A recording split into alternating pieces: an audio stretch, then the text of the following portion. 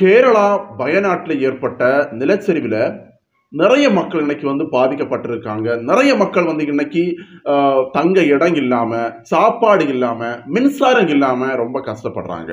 கேரளாவுடைய முதல்வர் இன்னைக்கு எங்களுக்கு ஹெல்ப்புக்கு ராணுவ படை வேணும் அப்படின்னு கேட்கிறாங்க. தமிழக முதல்வர் மு.க.ஸ்டாலின் நாங்க 5 கோடி ரூபாய் கேரள மக்களுக்கு தாரோம், அது மட்டும் இல்லாம இன்னும் நிறைய ஹெல்ப் பண்றோம் அப்படின்னு சொல்றாங்க. அந்த அளவுக்கு மக்கள் நிறைய பேர் பாதிக்கப்பட்டிருக்காங்க. நம்ம எல்லாருமே பார்த்திருப்போம், நம்ம எல்லாருமே கேள்விப்பட்டிருப்போம். மழைங்கிறது ரொம்ப அதிகமா பெஞ்சதுல இன்னைக்கு வயநாட்டுல உள்ள மக்கள் ரொம்ப கஷ்டப்படுறாங்க. ஆயிரக்கணக்கான மக்களை காணலைன்னு சொல்றாங்க. 100க்கு மேல மக்கள் இறந்து போயிட்டாங்க. இந்த சிச்சுவேஷன் இதுக்கு முன்னாடி 2019 கேரளாவில் வந்திருக்கு, நிலச்சரிவு ஏற்பட்டிருக்கு. 120க்கு மேல மக்கள் இறந்து போயிருக்காங்க. ஆனா இப்ப நடந்ததுல 3 கிராமங்கள் இன்னைக்கு நிலச்சரிவில் பாதிக்கப்பட்டிருக்கு. எவ்வளவு பேர் இறந்து போனாங்க இன்னும் கரெக்டா நம்மளால கண்டுபிடிக்க முடியல. ஏன்னா மழைங்கிறது இன்னுமே நிக்கல. ஏற்கனவே ஒரு நாள் ஃபுல்லா பெஞ்ச மழையில ஒரு ஆறுல இருந்து தண்ணி பெருக்கெடுத்து ஓடி 3 ஊரை அழிச்சிட்டு 400 குடும்பங்கள் அந்த இடத்துல எவ்வளவு பேர் வேலை பார்த்துட்டு இருந்திருப்பாங்க, எவ்வளவு பொருள் சேதங்கள் ஏற்பட்டிருக்கும்.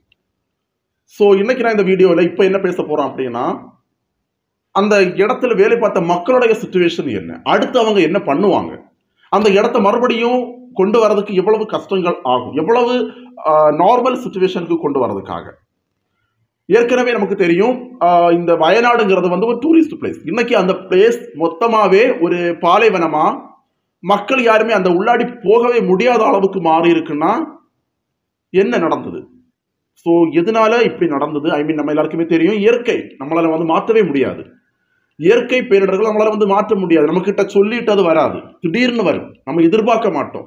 ஒரு பூகம்பம், புயல், வெள்ளம், நிலச்சரிவு எல்லாம் நம்ம கிட்ட சொல்லிட்டு வராது. ஸோ இதை மறுபடியும் பழைய நிலைமைக்கு கொண்டு வரணும்னா இன்னும் பல ஆண்டுகள் ஆகும். ஏன்னா நிலச்சரிவுங்கிறது சும்மா கிடையாது.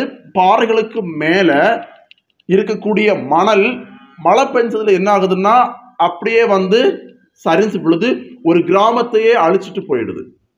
ஒரு கிராமத்தை அழிச்சிட்டு மறுபடியும் அடுத்த கிராமத்துக்கு 4 மணி நேரத்துல, ஒரு கிராமத்தை அழிச்ச அடுத்த 4 மணி நேரம் தாண்டி அடுத்த கிராமத்துக்கு போகுது.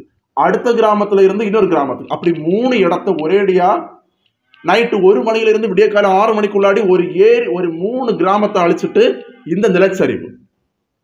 ஸோ வாங்க வீடியோவை ஸ்டார்ட் பண்ணலாம். நீங்க ப்ரேயர் பண்ணுங்க. இந்த வயநாடு பீப்புளுக்காக, கேரளாவில் கஷ்டப்படக்கூடிய மக்களுக்காக, இறந்து போன குடும்பங்களுக்காக, 1000க்கு மேல மக்களை காணல அப்படின்னு சொல்றாங்க, அவங்களுக்காக ப்ரேயர் பண்ணுங்க. ஸோ நீங்க சப்ஸ்கிரைப் பண்றது, லைக் பண்றது எனக்கு முக்கியம் கிடையாது. அந்த மக்களுக்காக நம்ம ப்ரேயர் பண்ணதான் முக்கியம். வாங்க ஸ்டார்ட் பண்ணலாம்.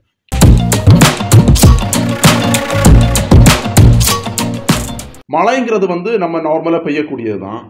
இதுக்கு முன்னாடியும் பெஞ்சிருக்கு. ஆனா இப்ப பெஞ்ச மழை அவ்வளவு பயங்கர மழை நிக்கவே இல்லை. சில இடங்கள்ல மழை பெய்யும், 24 மணி நேரம் மழை பெய்யும். இப்ப பெய்யும், ஒரு 1 hour ஸ்டாப் ஆகும், திரும்ப பெய்யும், ஸ்டாப் ஆகும். ஆனா இங்க இந்த வயநாட்டுல இந்த பருவ மழை, ஸோ இப்ப பெஞ்ச மழை அப்படி கிடையாது. தொடர்ந்து ஒரு நாள் ஃபுல்லா 24 hours பெஞ்சிருக்கு. அப்படி பெஞ்ச மழையினால அந்த ஆத்துல தண்ணி நார்மலா தாண்டி ரொம்ப அதிகமா ஓடி இருக்கு. மழை அதிகமா பெஞ்சதுல வேற ஒரு இடத்தையும் உடைச்சிட்டு இன்னொரு வழி ஓடுனதுல முண்டக்கைன்னு சொல்லக்கூடிய ஊர்ல இருக்கக்கூடிய நிலத்தை அப்படியே சரிச்சு தள்ளி முண்டக்கை அழிஞ்சிடுச்சு. முண்டக்கை அழிஞ்ச அடுத்த ஒரு 4 மணி நேரத்துல என்ன ஆகுதுன்னு பாத்தீங்கன்னா, சூரல் மலான்னு சொல்லக்கூடிய இடம் அழியுது. சூரல் மலா அழிஞ்சு அது ஒரு 2 hours மேப்பாடி அழியுது. என்ன சொல்றாங்கன்னா, முண்டக்கையில் இருக்கக்கூடிய மக்களை மேப்பாடியில கண்டுபிடிச்சோன்னு சொல்றாங்க. அதாவது முண்டக்கைக்கும் மேப்பாடிக்கும் கிட்டத்தட்ட 35 கிலோமீட்டர் டிஸ்டன்ஸ் இருக்கு. அப்போ இங்க நிலச்சரிவு ஏற்பட்டதுல மக்கள் 35 கிலோமீட்டர் தாண்டி போய் விழுந்திருக்காங்க. அப்போ எப்படி இருக்கும்னு யோசிச்சு பாருங்க. அந்த அளவுக்கு ஒரு ஃப்ளோல அடிச்சுட்டு வந்திருக்கு. மண்ணு, கல்லு, மழை, தண்ணி, ஸோ எல்லாமே. அவங்க உயிரோடவா போயிருப்பாங்க? கிடையாது. இதுல எவ்வளவு பேர் மண்ணுக்குள்ளாடி மூச்சு விட முடியாம இறந்து போயிருப்பாங்க. அந்த இருட்டுல என்ன தெரியும்? ஒண்ணுமே தெரியாது. பகல்னா கூட ஓகே, பிரச்சனை கிடையாது. இது இருட்டு, night 1 money to morning 6 o'clock வரைக்கும் நடந்த சம்பவம். அப்போ இந்த மக்களுக்கு என்ன ஆகும்னா, மூச்சு விட முடியாது, ஹெல்ப்புக்கு யாருமே கூப்பிட முடியாது. மின்சார வசதிங்கிறது வந்து கிடையாது. அப்படி இருக்கும்போது இந்த மக்களால எதுவுமே வந்து பண்ண முடியாது. அப்படிதான் நடந்தது. 100க்கு மேல மக்கள் இன்னைக்கு வந்து இறந்து போயிருக்காங்க. 1000 பேரை காணவே இல்லைன்னு சொல்றாங்க. எங்க இருப்பாங்க? எல்லாருமே வந்து மண்ணுக்குள்ள தான் இருப்பாங்க. வேற எங்க இருக்க முடியும்? அந்த அளவுக்கு தண்ணிங்கிறது வந்து அந்த அளவுக்கு ஓவர்ஃப்ளோவே போயிட்டு இருக்கு. நம்மளால வந்து தண்ணி ஓடுறத வந்து ஸ்டாப் பண்ண முடியாது. அதே மாதிரி தான் இன்னைக்கு வந்து சாலி ஆத்துல இருந்து தண்ணி ரொம்ப ஓவர்ஃப்ளோ ஆகி போறது நம்மளால தடுக்க முடியாது. தண்ணி இப்ப கூட பாஞ்சிட்டு தான் இருக்குது.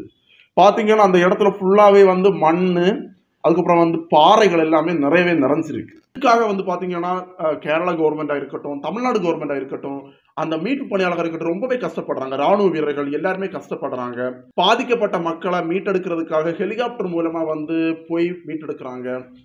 சூரல் மலையில இருந்து முண்டக்கைக்கு போறதுக்கு எந்த விதமான ஒரு வழியே கிடையாது. No possible. ஒரு பாலம் மட்டும் இருந்தது. அந்த பாலமும் உடைஞ்சு போச்சு.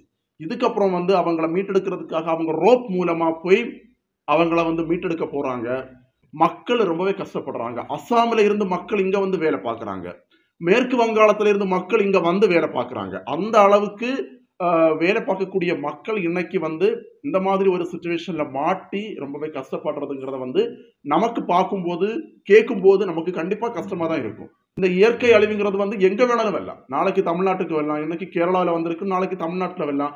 ஸோ மலை பிரதேசங்கள்ல வந்து நிலச்சரிவுங்கிறது ஏற்படுங்கிறது வந்து நமக்கு வந்து சகஜமான விஷயம். மழை பெய்யும்போது முண்டக்கையில இருக்கக்கூடிய மக்கள் நிலச்சரிவால பாதிக்கப்படுவாங்கன்னு சொல்லிட்டு அவங்கள மீட்டு கொண்டு வந்து சூரல்மலையில வச்சா, சூரல்மலையில வந்து நிலச்சரிவு ஏற்பட்டு.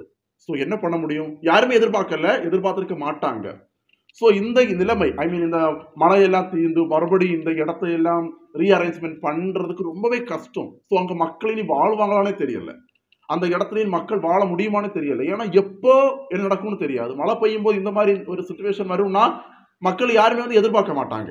நம்மளால முடிஞ்சது என்னன்னா இந்த மக்களுக்காக நம்ம ப்ரேயர் பண்ணுவோம். வயநாட்டில் உள்ள மக்கள் மீண்டு வரணும். ஸோ மக்களுடைய உயிருக்கு எந்த ஆபத்தும் இருக்கக்கூடாது அப்படிங்கிற மாதிரி ப்ரேயர் பண்ணுவோம். நீங்களும் ப்ரேயர் பண்ணுங்க, நானும் ப்ரேயர் பண்றேன். இந்த வீடியோவோட கிளம்புறேன். மறுபடியும் உங்களை நான் நாளைக்கு சந்திக்கிறேன். பாய்.